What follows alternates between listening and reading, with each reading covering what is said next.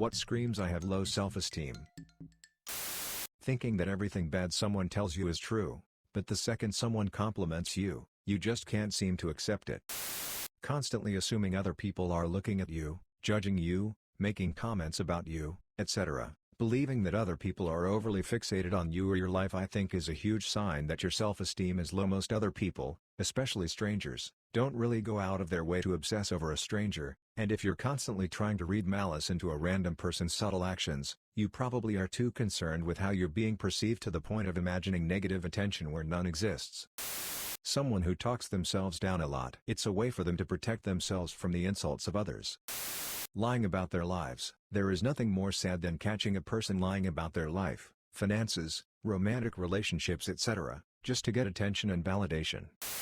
Needing a lot of reassurance for basic things. In my last job the constant stress of the position/lack of support was causing me to question every element of my job, even the simplest stuff. Getting angry when they're wrong. Clearly their brain is going through a lot of paces to convince themselves that they're smart/capable/what have you. When they're shown to be wrong about anything it's like a rug is pulled from them. Mind you, this isn't just mild annoyance.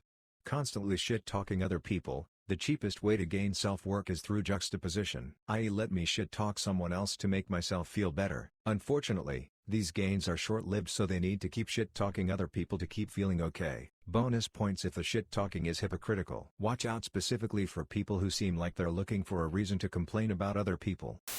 When someone fishes for compliments or constantly finds ways to get others to compliment you. People with a healthy level of self-esteem don't do this and don't have to seek out affirmation. A complete inability to admit wrongdoing. A person like that isn't super confident, their ego is so fragile that they can't handle the possibility of having been in error.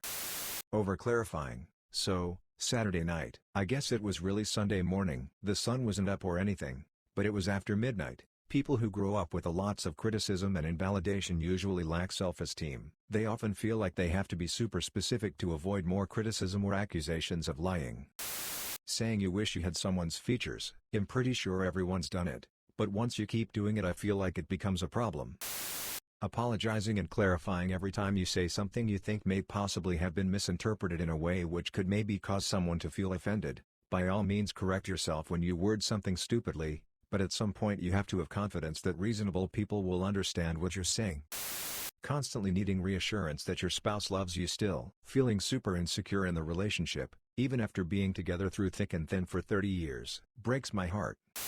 Not being able to speak looking at other people's face or eyes, something I say by experience. You just start to think they may judge you, or may notice that pimple, or how bad you have your hair in that moment, or your nose form. It's like if I don't see their faces they won't see my defects. I don't know if I explained myself well. Poor personal hygiene. It's a very common symptom of depression and low self-worth. Of course it can come from extenuating life circumstances, but it's definitely a good reason to check in with someone. I am fairly tall for a girl, so every time a guy denies I am taller than him, I already know he has a low self-esteem. Thanks for listening. Subscribe for more daily videos.